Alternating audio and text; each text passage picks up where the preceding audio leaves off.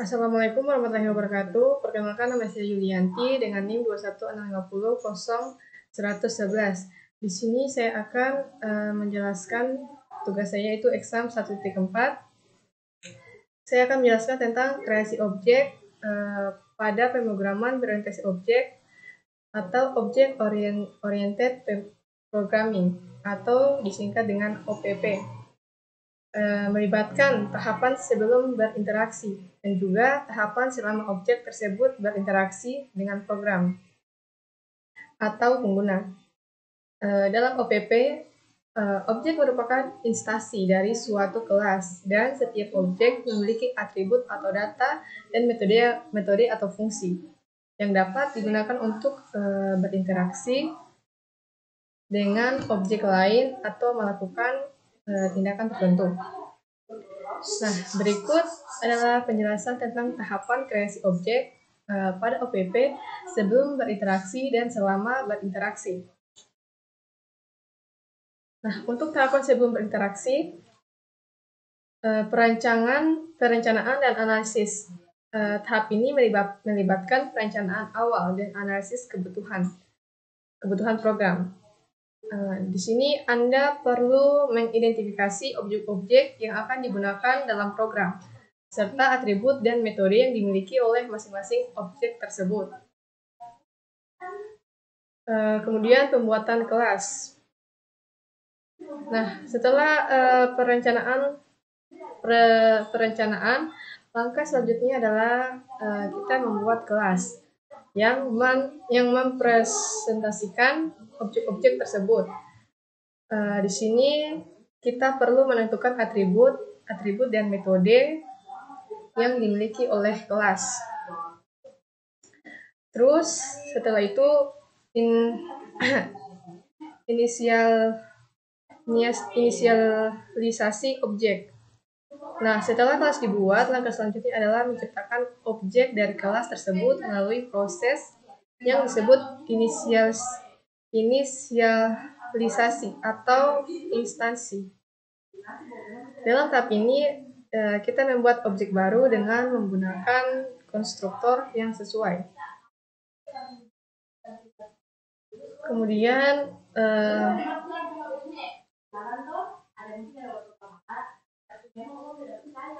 setelah itu mengatur atribut. Setelah objek dibuat, kita dapat mengatur nilai.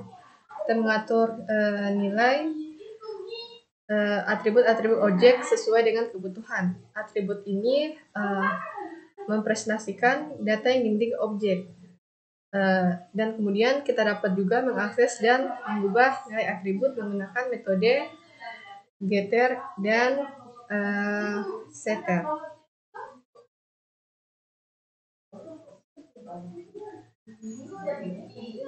Yang kita akan menggunakan metode getter setter yang telah ditentukan oleh kelas.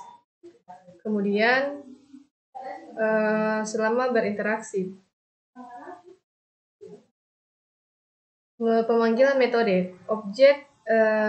Dalam pemanggilan metode selama berinteraksi, objek dapat berinteraksi dengan program atau pengguna melalui pemanggilan metode yang ada dalam kelasnya. Metode ini dapat menggunakan pemanggilan yang ada dalam kelasnya. Kemudian metode ini dapat digunakan untuk melakukan tindakan tertentu atau memproses data terkait dengan objek tersebut. Nah, kemudian interaksi antar objek. Dalam OPP sering sekali kita berinteraksi satu sama lain. Mereka dapat berbagi data atau saling memanggil metode untuk mencapai tujuan tertentu.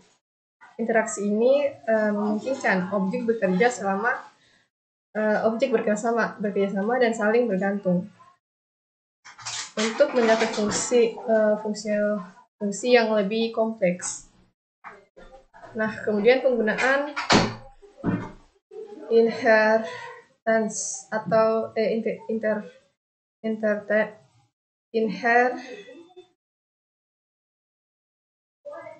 inheritance, dan polymorphism.